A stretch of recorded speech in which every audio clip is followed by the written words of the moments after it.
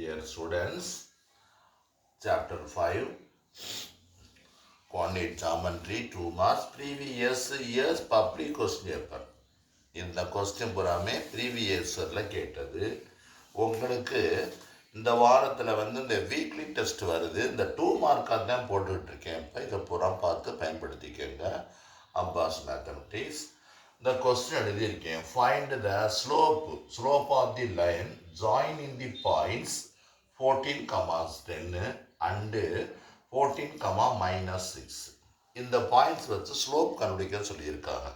நான் என்ன செய்ய போகிறேன், லெட் ஏ, இது சொல்யூஷன், இது சொல்யூஷன் எழுதாட்டாலும் பரவாயில்ல, நாங்கள் எழுதுவோம். இது 14, 10, அப்புறம் பிங்கிற பாயிண்ட் 14, -6 இந்த மாதிரி இருக்குது. ஸ்லோப்பு கேட்டிருக்காங்க.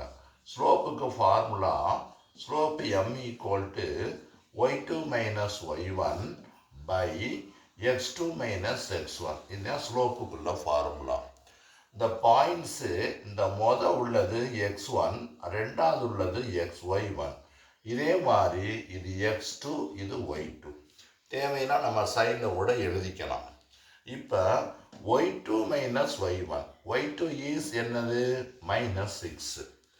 அடுத்து இங்கே என்ன இருக்குது, மைனஸ் இருக்குது, மைனஸ் போட்டாச்சு. y1 எவ்வளவு, 10, y1க்குள்ள வேல்யூ 10 போட்டாச்சு. பை x2 எவ்வளவு, 14, மைனஸ் x1 எவ்வளவு, அதுவும் 14 தான். அப்போ நமக்கு என்ன கிடச்சிருக்குன்னா -16/0 கிடச்சிருக்கு. இது உங்களுக்கு ஒரு கன்ஃபியூஸாக இருக்கும்.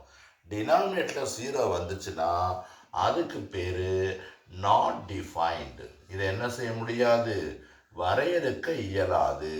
இது என்னது, undefined or not defined or வரையறுக்க இயலாது. இது என்ன, இன்ஃபினிட்டி, வரையறுக்க இயலாது, வரையறுக்க இயலாதது. என்னுடைய மதிப்பு என்னன்னா இன்ஃபினிட்டி, வரையறுக்க இயலாது. இதுதான் என்ன சொல்லணும், ப்ராக்கெட்டில் இன்ஃபினிட்டின்னு இடம் போட்டுக்கணும். இது எவ்வளவு, இன்ஃபினிட்டி, புரியுதா? இதை வரையறுக்க இயலாது. அவ்வளோதான். இந்த ஸ்லோப் கண்டுபிடிக்கிறதுக்குள்ள மெத்தடு அவ்வளோதான், முடிஞ்சிருச்சு. இந்த மாதிரி உங்களுக்கு கன்ஃபியூஸ் பண்ணுற மாதிரி கொஸ்டின் கேட்பாங்க. இது நாட் டிஃபைன்டு அல்லது வரையறுக்க இயலாது, அன்டிஃபைன்டு ஆர் இன்ஃபினிட்டி. -∞ போட்டாலும் சரிதான், -∞ போட்டாலும் சரிதான். இன்ஃபினிட்டி, இது -∞. புரிஞ்சிருச்சா? அவ்வளவுதான்.